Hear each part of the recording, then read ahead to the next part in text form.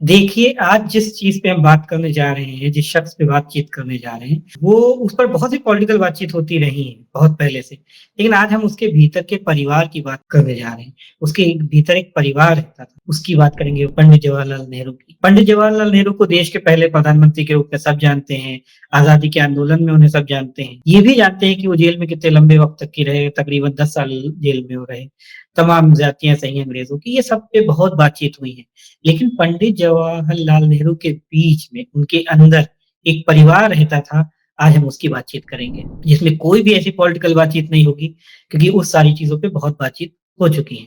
तो हम शुरू करते हैं पंडित जवाहरलाल नेहरू और उनके पिता मोतीलाल नेहरू के संबंध। आप लोगों ने नाम सुना होगा मोतीलाल नेहरू का, वे कांग्रेस के बड़े लीडर थे, उन्होंने बहुत से काम किए, लेकिन वो पंडित जवाहरलाल नेहरू के पिता थे। अच्छा, ये जो पिता और बेटे का संबंध है, इस पर बात बहुत कम हुई है कि कैसे मोतीलाल नेहरू ने पंडित जवाहरलाल नेहरू को गढ़ा और ये दोनों बाप-बेटे के बीच कैसे संबंध थे।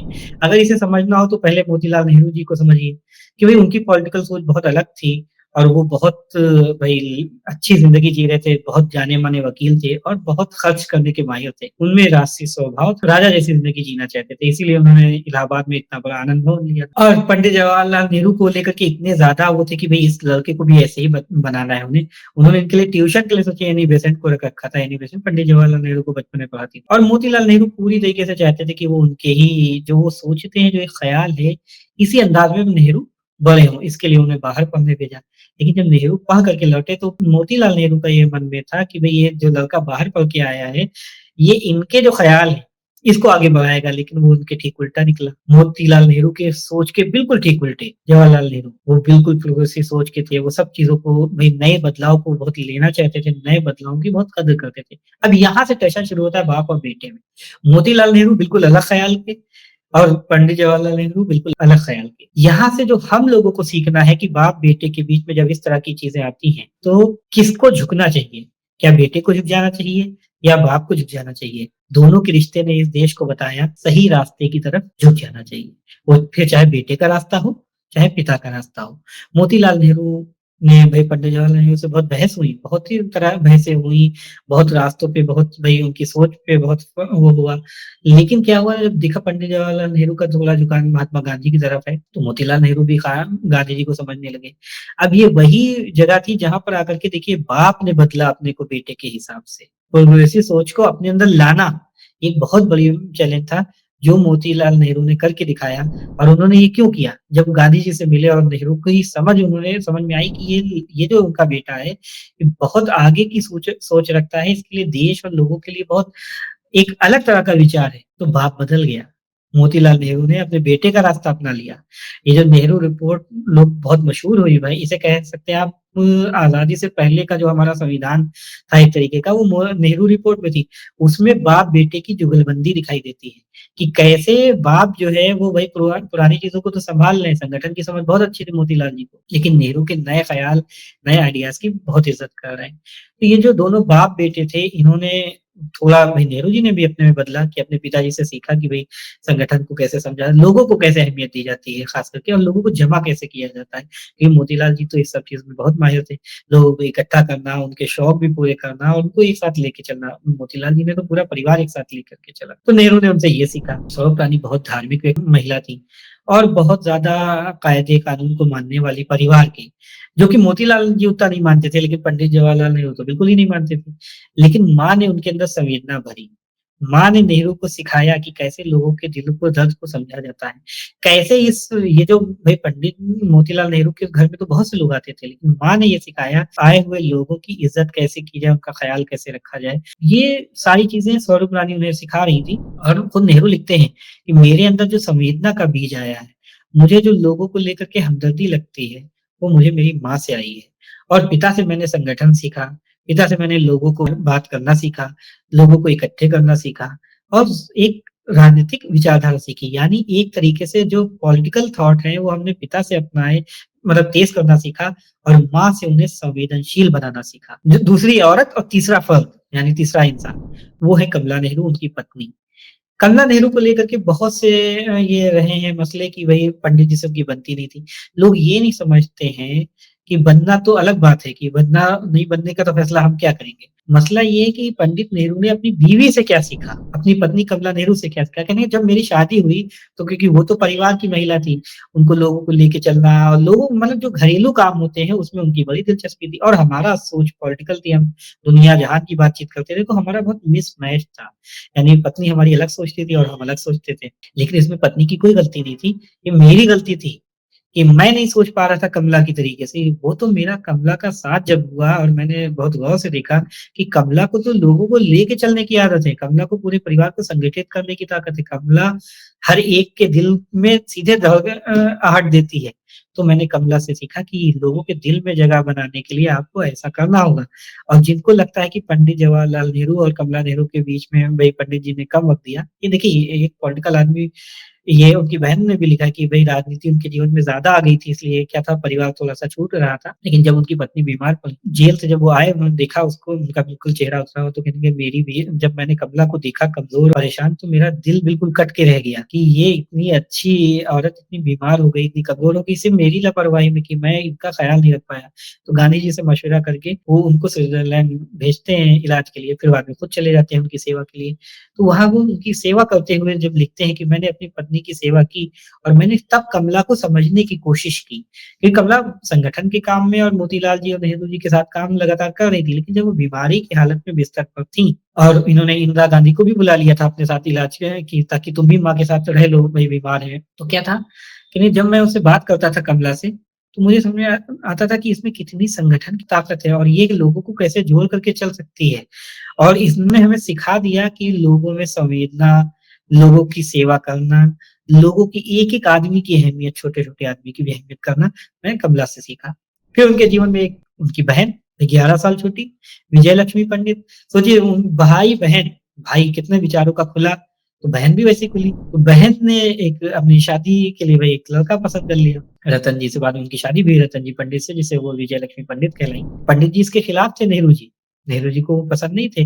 आर्मी नहीं पसंद, आर्मी का मसला नहीं था, मसला था कि भई ये रीति-रिवाज के खिलाफ हो रहा है और थोड़ा-सा माहौल खराब हो जाएगा ये वो मतलब एक जैसे बड़े भाई की फिक्रौती वो उन्होंने की।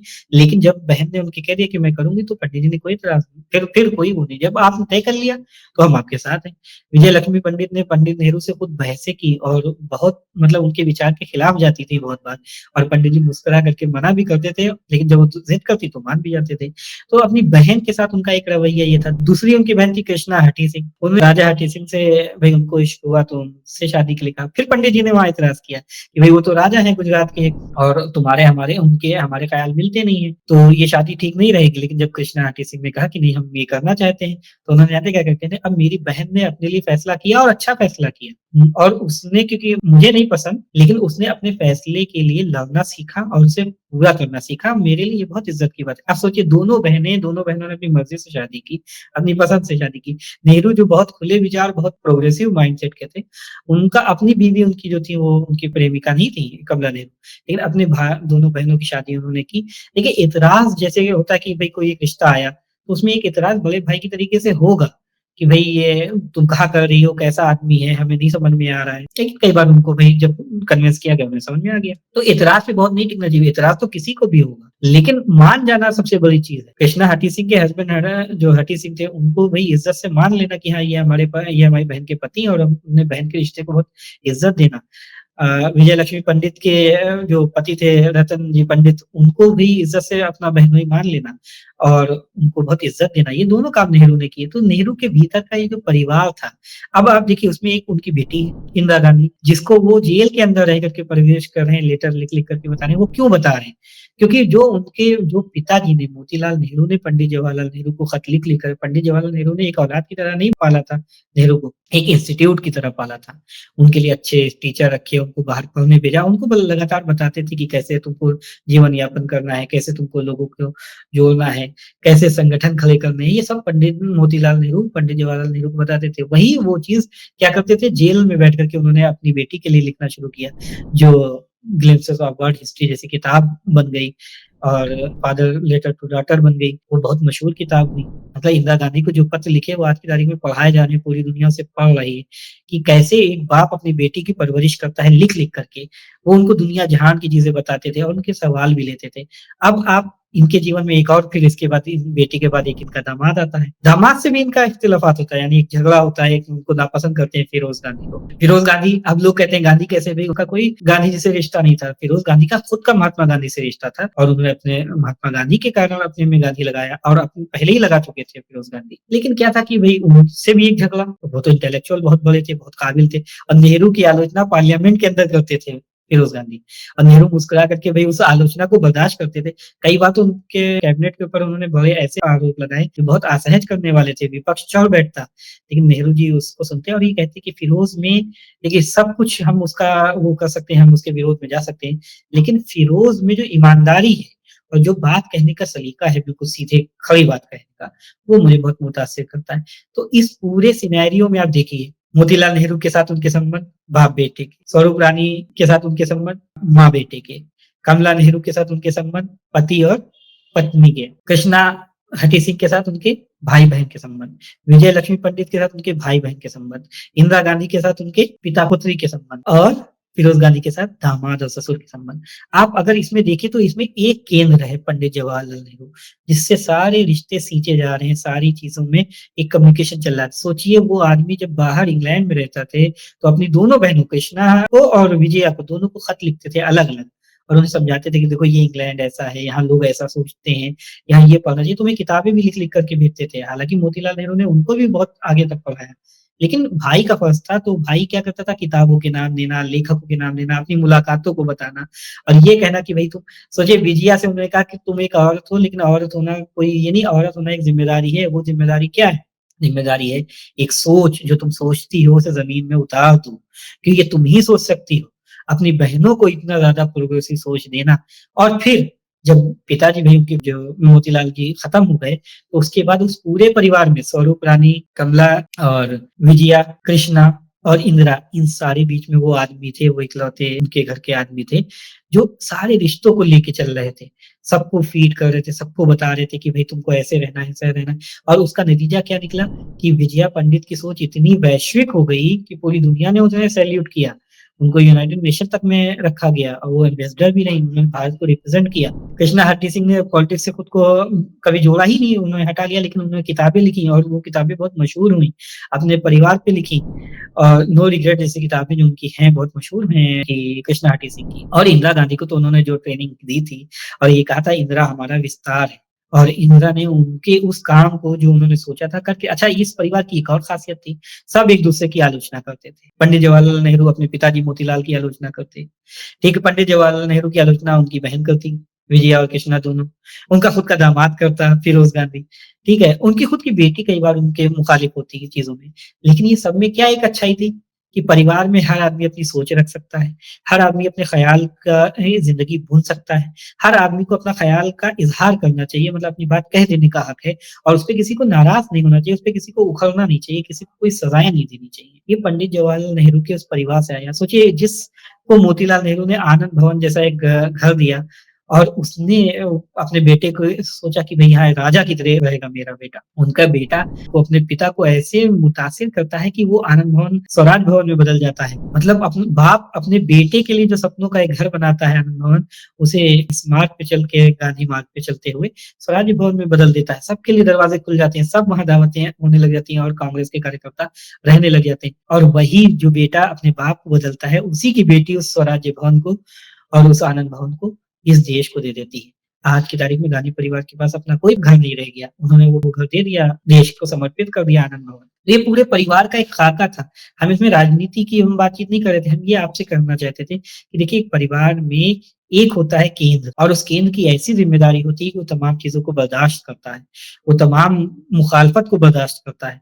वो अपनी बात मनवाना तो चाहता है लेकिन ज़बरन नहीं, ज़ोर दे कर के नहीं। कि वो विजय लक्ष्मी पंडित की शादी को नहीं पसंद करती। लेकिन पंडित जवाहरलाल नेहरू में एक सबसे बड़ी ख़ासियत क्या थी? अपनी पत्नी, अपने पिता, अपनी माँ, अपनी बहन और अपने दामाद और अपनी बेटी, सबके साथ एक जैसा रिश्ता निभाया, सबको कुछ जगह पे समझाया, कुछ जगह उनकी बात समझे, कुछ जगह मान लिया।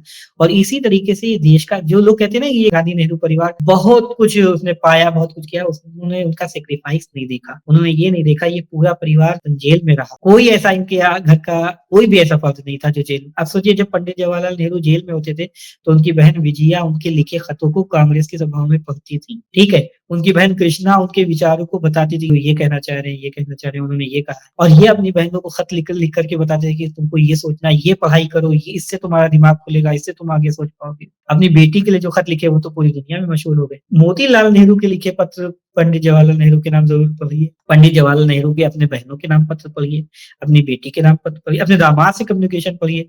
और ये सब देखिए कि ये सब एक-दूसरे को बहुत सी जगह पे नापसंद करते थे विचारों के लेवल पे, लेकिन आपस में इतनी मोहब्बत थी, इतने घुले-मिले थे कि किसी ने इस चीज़ को एहसास ही नहीं किया।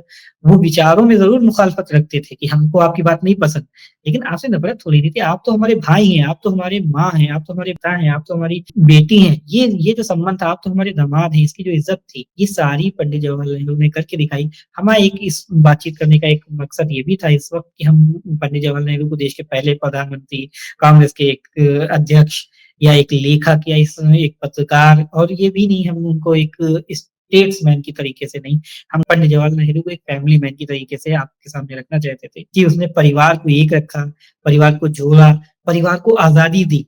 कोई ने पंडित जवाहरलाल नेहरू इकलौता ऐसा आदमी है जिसने अपने परिवार में रह करके सबकी आज़ाद आवाज़ें सुनी, किसी की आवाज़ रोकी नहीं, किसी की साँस रोकी नहीं, अपनी मुखालफत दर्ज कराई कि हमको आपका फैसला ये पसंद नहीं है, लेकिन आपने फैसला ले लिया है, तो हम इसकी इज़्ज़त करते हैं। ये पंडित जवाहरलाल नेहरू से पूरे देश को सीखना चाहिए, देश को क्या पूरी दुनिया को सीखना चाहिए कि आप अपने परिवार में कैसे बिहेव करते हैं, आप अपने परिवार को कैसे एक करते हैं, परिवार में कैसे किसी भी नाज़ुक दिल का ख़्याल रखा जाता है और उनका अपनी बहनों से, अपनी पत्नी से, अपनी माँ से, अपने पिता, देखिए सबके संबंध होते हैं इसमें, ऐसा तो है नहीं कि अपने माँ-बाप को कोई पसंद नहीं करता, सब करते हैं, भाई-बहनों को सब पसंद करते हैं। मसला तो ये है कि जब आप उनको पसंद भी करें, वो आपके खिलाफ बात भी करें, आपको उनकी बात अच्छी भी ना लगे, लेकिन आप उन्हें बर्दाश्त करिए और बर्दाश्त करने के अलावा उन्हें ज़िम्मेदारी दीजिए। विजया से उनके बहुत वैचारिक मतभेद रहे होंगे, लेकिन विजया की जो उनकी समझ थी, विजया को जानते थे कि भई विजय लक्ष्मी पंडित को कि उनको विदेशी मामलों की बहुत अच्छी समझ है, उन्हें एम्बेसडर बनाया और उन्होंने वो सारे काम कर दिखाए जो नेहरू सोचते थे। कृष्णा ने किताब बहुत अच्छी लिखी उनके ऊपर और अपनी इंदिरा गांधी के ऊपर, लेकिन ये सा और सच लिखा, बहुत सी बार परिवार के बारे में तल्ख़ बातचीत लिखी, लेकिन ये भी लिखा कि हमारा भाई हमारे लिए वो था, एक भाई हमारा संस्था बन गया था हम लोगों के लिए। हम लोग उनसे सीखते थे। तो जब पंडित जवाहरलाल नेहरू नहीं रहे तो सिर्फ इंदिरा के सर से साया नहीं उठा था। विजय लक्ष्मी पंडित के सर से भी एक बाप जैसा साया उठा था और कृष्णा हठी सिंह के भी सर से ऐसे ही उठा था। हम आज क्योंकि पंडित जवाहरलाल नेहरू को सब लोग याद करेंगे, तो हमारा ये मकसद था कि आप उनको एक फैमिली मैन की तरीके से भी याद कीजिए और फैमिली मैन वो नहीं जो खाली एक भाई और बेटा और पति बन करके बैठ गया, उसने लोग अपने इन रिश्तों को ट्रेंड किया, उनमें विचार भरे, उनको बहुत खाद-पानी दिया, उन्हें पनपने का मौका दिया और उनको पूरा वृक्ष बनने का। आज की तारीख में अगर आप चाहिए तो इनमें से सारे जितने नाम हम ले रहे हैं उनके परिवार के, सब पर 2-2, 3-3, 4-4 घंटे की बातचीत हो सकती है क्योंकि इतना काम उन लोगों ने किया है।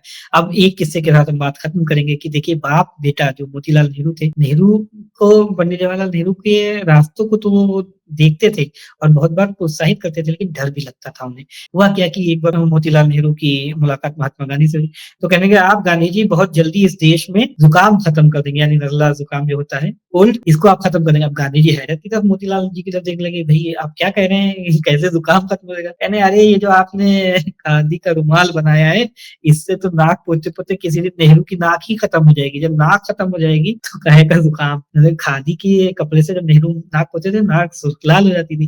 बाप का दिल पसीज जाता था जब बेटे के ऊपर कोई सख्त कपड़ा लाल होती थी, तो बाप सोचिए बाप था, लेकिन उन्हीं बाप ने उसी नेहरू को जेल में भी देखा, उसी नेहरू को लौटते देखा और ये पूरा परिवार लगातार जेल में रहा, ज़्यादतियाँ सही अंग्रेज़ों की और इन्होंने अपने-अपने स्तर पे लोगों को समझाया, लोगों को सिखाया, सबने अपने-अपने स्तर पे संगठन के काम किए, तहरीकें चलाई, लोगों को समझाया और बहुत से राष्ट्रीय आंदोलन में तो बहुत हिस्सा लिया। लेकिन आप इस परिवार से सीखिए कि परिवार कैसे बनता है, परिवार कैसे चलता है, परिवार को कैसे बढ़ाया जाता है, परिवार को कैसे सींचा जाता है। नेहरू से एक फैमिली मैन होने का हुनर सीख लीजिए। स्टेट्समैन तो वो हैं ही।